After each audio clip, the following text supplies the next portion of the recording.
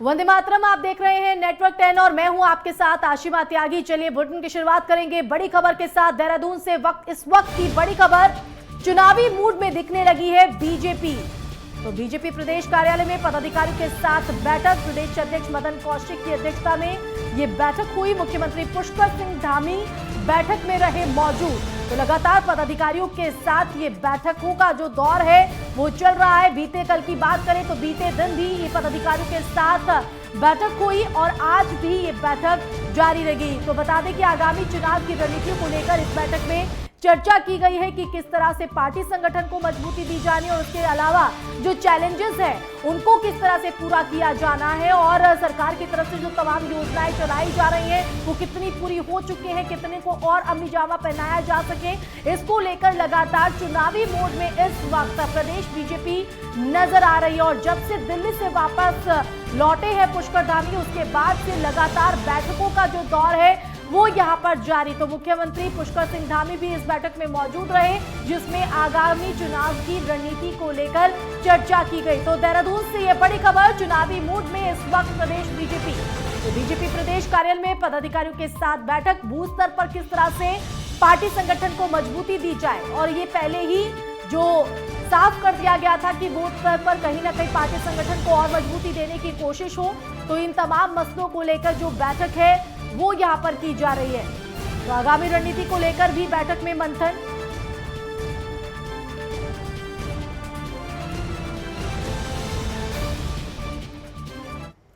तो वहीं उत्तराखंड में युवा मुख्यमंत्री पुष्कर सिंह धामी की कमान संभालने के बाद बीजेपी अब पूरी तरह चुनावी मोड में आ गई है। दिल्ली में राष्ट्रीय महामंत्री संगठन बीएल संतोष और प्रदेश प्रभारी दुष्यंत कुमार गौतम के साथ विधानसभा चुनाव के रोड मैप पर 3 घंटे तक मंथन के बाद देहरादून में प्रदेश अध्यक्ष मदन कौशिक ने मुख्यमंत्री पुष्कर सिंह धामी की मौजूदगी में प्रदेश पदाधिकारियों की बैठक ली।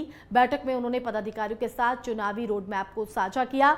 तो वहीं बैठक में प्रदेश अध्यक्ष मदन कौशिक ने कहा कि बूथ स्तर पर डटे कार्यकर्ताओं की बदौलत पार्टी 2022 में युवा मुख्यमंत्री के नेतृत्व में 60 से ज्यादा सीटें हासिल करेगी। तो चुनाव में पार्टी का नारा होगा युवा नेतृत्व और 60+। सभी पदाधिकारी महीने में 10 दिन प्रवास करेंगे और इसमें मंत्री और विधायक भी शामिल होंगे ताकि जन समस्याओं का समाधान जल्द से जल्द किया जा सके। ये कार्यक्रम 2 महीने तक सभी 70 विधानसभा क्षेत्रों में चलाया जाएगा। तो रामनगर में आयोजित चिंतन शिविर में कार्यक्रमों को लेकर रोड मैप बनाया गया है। दिसंबर तक के कार्यक्रम तय हो चुके हैं। तो वहीं संगठन में सभी को मोर्चे से लेकर शक्ति केंद्र और वार्ड स्तर तक जुटना होगा। कौशिक ने कहा कि विपक्ष अपने अस्तित्व के लिए संघर्ष कर रहा है।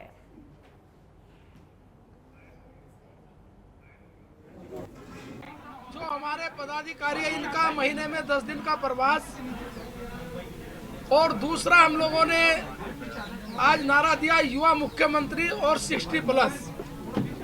ये हम लोगों ने संकल्प के साथ हमने चुनाव अभियान शुरू किया है कि युवा मुख्यमंत्री और 60+ सीट। इस अभियान के तहत हम जनता के बीच में जा रहे हैं।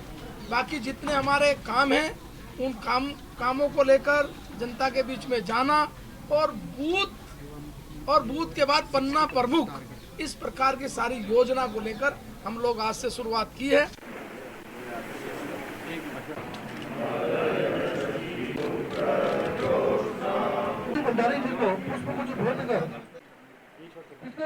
तो जब से दिल्ली लौटे हैं पुष्कर धामी, उसके बाद बैठकों का दौर चल रहा है और बूथ स्तर पर किस तरह से पार्टी संगठन को मजबूती दी जाए, इसी को लेकर इन बैठकों के जरिए मंथन किया जा रहा है और पदाधिकारियों को उनकी जिम्मेदारी सौंपी जा रही है। इसी पर ज्यादा जानकारी के लिए हमारे संवाददाता ज्ञानेंद्र तिवारी देहरादून से लाइव जुड़ गए हैं। उनका यहां पर रुक लेते हैं। ज्ञानेंद्र, बीते दिन की बात करें तो बीते दिन भी पदाधिकारियों के साथ बैठक और आज भी बैठक। अगर आज की बैठक की बात करें तो आज क्या कुछ मुख्य एजेंडा यहां पर रहा और क्या कुछ बैठक में रहा?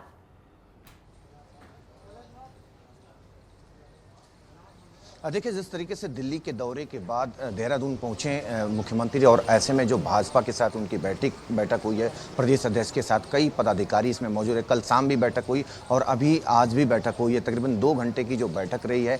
ऐसे में आगामी जो चुनावों की रणनीतियाँ हैं वो बनाई जा रही हैं और ऐसे में जो चुनावी मूड में भाजपा नज़र आ रही है, क्योंकि समय काफ़ी कम है। 2022 में विधानसभा का चुनाव होना है, इसके ठीक पहले जो कार्यक्रम है भाजपा के वो तय करने हैं। और ऐसे में जो आज मोर्चों के साथ जो बैठक हुई है, मोर्चों मोर्चों के जो पदाधिकारी हैं इस बैठक में रहे थे। कल भी शाम को पदाधिकारियों के साथ बैठक हुई थी और जो एजेंडा बना है कि यूथ के नारे के साथ 60+ के नारे के साथ वो चुनाव में जाएंगे और ऐसे में मुख्यमंत्री युवा हैं, युवा नेतृत्व के हाथों में कमान है और इसका पूरा भुनाने की जो कोशिश है भाजपा कर रही है और यही वजह है कि इसे नारे के रूप में इस्तेमाल कर रही है भाजपा। और ऐसे में आगामी जो चुनाव की रणनीतियां हैं उसको आज तय किया गया है। मुख्यमंत्री भी इस बैठक में मौजूद रहे, प्रदेश अध्यक्ष रहे हैं, अजीम कुमार जो संगठन महामंत्री हैं वो भी मौजूद रहे। इसके अलावा जो 7 मोर्चों के पदाधिकारी हैं इस बैठक में मौजूद थे और ख़ास तौर पे इसमें आगामी 2 महीने की जो रणनीतियां हैं, जो पार्टी के जो कार्यक्रम हैं उसको तय किया गया है और सभी जो मोर्चों के पदाधिकारी हैं सबको ये निर्देश दिया गया है, पार्टी की तरफ से ये मूल मंत्र दिया गया है। देखा जाए ज्ञानेंद्र तो जिस 2022 के चुनावों को लेकर कहीं ना कहीं जो बैठकों का दौर है वो देखा जा रहा है, पदाधिकारियों के साथ जो बैठकों का लगातार दौर चल रहा है। अगर आज की बैठक की संदर्भ में बात करें तो पदाधिकारियों को क्या कुछ निर्देश दिए गए हैं, क्योंकि बूथ स्तर पर मजबूती देने की कोशिश है और यही मदन कौशिक ने पहले ही साफ कर दिया था, तो ऐसे में क्या कुछ दिशा निर्देश दिए गए हैं उनकी तरफ से पदाधिकारियों को?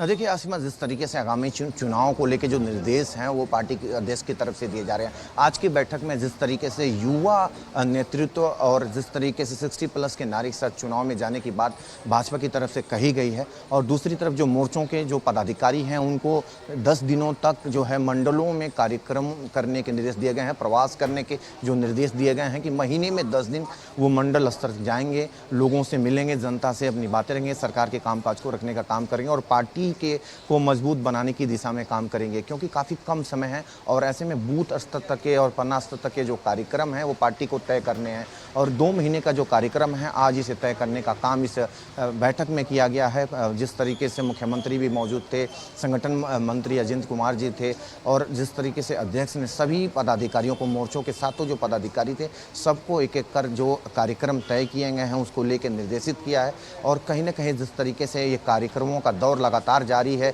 दिल्ली दौरे के बाद, तो ये माना जा रहा है कि 2022 का जो चुनाव है उसको लेकर पूरी जो रणनीतियां हैं वो पार्टी की तरफ से बनानी शुरू हो चुकी है। काफ़ी कम समय है, ऐसे में पार्टी चाहती है कि 2017 के जो समीकरण थे 57 की बहुमत के साथ सत्ता में आई थी, इसे दोहराने का काम करेगी। यही वजह है कि 16+ के नारे के साथ वो चुनाव में जाना चाहती है। अब ऐसे में देखना होगा कि इस नारे पर किस तरह से अमली जामा पहनाया जाता है। ज्ञानेंद्र, फिलहाल बहुत बहुत शुक्रिया आपका जुड़ने के लिए, जानकारी देने के लिए। तो पदाधिकारियों के साथ एक बार फिर से बैठक हुई है और बूथ स्तर पर किस तरह से काम किया जाना है इसको लेकर दिशा निर्देश पुष्कर धामी, मदन कौशिक की तरफ से पदाधिकारियों को दिए गए हैं। इसी बीच बड़ी खबर का रुख कर लेते हैं। नवजोत सिंह सिद्धू का ट्वीट सामने आया जिसमें उन्होंने आम आदमी पार्टी को लेकर जिक्र किया है कि उनके काम को सराहा है। तो आपने मेरा काम सराहा है, सिद्धू की तरफ से ट्वीट में इस बात का जिक्र। तो वहीं पंजाब के विजन को लेकर सराहना की है। तो आप जानती हैं कि पंजाब के लिए कौन लड़ रहा है, क्योंकि जिस तरह से पंजाब सरकार और नवजोत सिंह सिद्धू के बीच डिस्प्यूट देखने को मिल रहा है, उसी को देखते हुए ये ट्वीट कई मायनों में काफी अहम है। तो नेटवर्क 10 ने इस खबर पर मुहर लगाई है। नेटवर्क 10 ने आप और सिद्धू के नरम रूप को लेकर ये जो मुहर है इस खबर पर लगा दी है। तो नवजोत सिंह सिद्धू का ये ट्वीट सामने आया है। इस ट्वीट में उन्होंने आपको लेकर इस बात का जिक्र किया है कि आपने मेरा काम सराहा है और पंजाब के विजन को लेकर जो काम किया है उसकी जो तारीफ है वो यहाँ पर की गई है। तो नवजोत सिंह सिद्धू ने की आपकी तारीफ। इस वक्त की ये बड़ी खबर नेटवर्क 10 की खबर पर मुहर लगी है। इससे पहले नेटवर्क 10 की तरफ से आम आदमी पार्टी और सिद्धू के नरम रूप पर खबर दिखाई गई थी और अब इस ट्वीट के सामने आ जाने के बाद नेटवर्क 10 की इस खबर पर मुहर लगी है। तो इस वक्त की ये बड़ी और अहम खबर आपको दे रहे हैं। पंजाब के विजन को लेकर तारीफ की है सिद्धू ने अपनी ये जानकारी अपने इस ट्वीट के जरिए।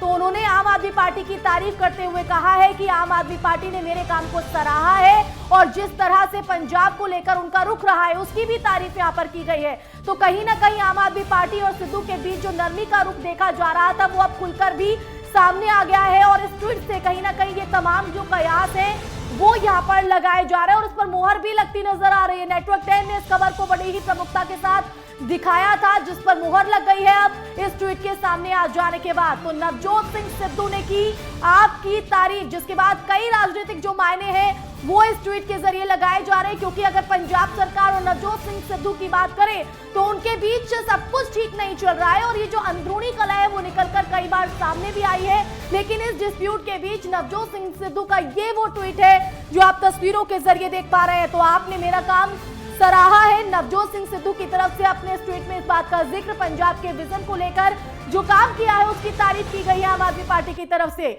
तो पंजाब को लेकर जो विजन है, जो कार्य यहां पर किए गए हैं नवजोत सिंह सिद्धू की तरफ से, उन्होंने उसका जिक्र करते हुए कहा कि आम आदमी पार्टी ने मेरे काम को सराहा है और साथ ही उन्होंने आम आदमी पार्टी के काम की तारीफ भी की।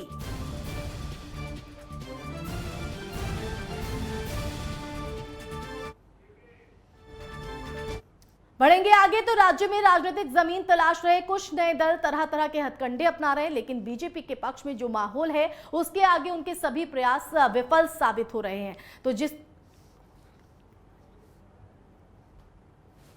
तो आईएमए ने उत्तराखंड के मुख्यमंत्री पुष्कर सिंह धामी को पत्र लिखा है, जिसमें कांवड़ यात्रा को रद्द करने की मांग की गई है। इस दौरान एसोसिएशन ने कांवड़ यात्रा शुरू होने पर कोरोना की तीसरी लहर के जल्द प्रदेश में आने की भी आशंका व्यक्त की है। उत्तराखंड में कांवड़ यात्रा को लेकर राज्य सरकार अभी तक कोई फैसला नहीं कर पाई है। उत्तर प्रदेश और हरियाणा की तरफ से कांवड़ यात्रा शुरू करने को लेकर आ रहे दबाव की वजह से धामी सरकार असमंजस में है। तो कई दिनों के विचार मंथन के बाद भी अभी तक कांवड़ यात्रा पर स्थिति जो है स्पष्ट नहीं हो पाई है। केंद्रीय नेतृत्व से भी इसके मद्देनजर बात जो है वो की गई है। तो वहीं उत्तराखंड के मुख्यमंत्री पुष्कर सिंह धामी ने कहा है कि कांवड़ यात्रा में उत्तराखंड मेजबान की भूमिका में है और कई राज्यों से लेकर वार्ता कर कांवड़ यात्रा के संबंध में फैसला लिया जाएगा। उन्होंने ये भी कहा कि ये भी ध्यान रखना पड़ेगा कि इससे कहीं कोरोना संक्रमण ना बढ़ जाए। तो मुख्यमंत्री ने यह भी कहा है कि कांवड़ यात्रा सिर्फ उत्तराखंड का विषय नहीं है, उसमें उत्तर प्रदेश, दिल्ली, हरियाणा और मध्य प्रदेश समेत दूसरे राज्य भी शामिल हैं जो हरिद्वार का रुख करते हैं, गंगा जल वहां से लेकर जाते हैं। तो इस मसले पर अधिकारी स्तर की जो बैठक है वो हो चुकी है। अगर जरूरत पड़ेगी तो उच्च स्तरीय बैठक भी बुलाई जाएगी। नहीं, हमने अभी अधिकारी लेवल की बैठक करी थी, इसके बाद अभी हम उच्च स्तरीय बैठक भी अगर जरूरत पड़ेगी तो करेंगे। और जान माल की सुरक्षा हमारे लिए पहली प्राथमिकता है। किसी की भी जान जो है खतरे में न जाए, चाहे कांवड़ यात्रा वाले हों चाहे वो अन्य हों। सर बिजली तो यहाँ रुकेंगे बहुत छोटे से ब्रेक के लिए। ब्रेक के बाद भी खबरें जारी हैं, बने रहिए नेटवर्क 10 के साथ।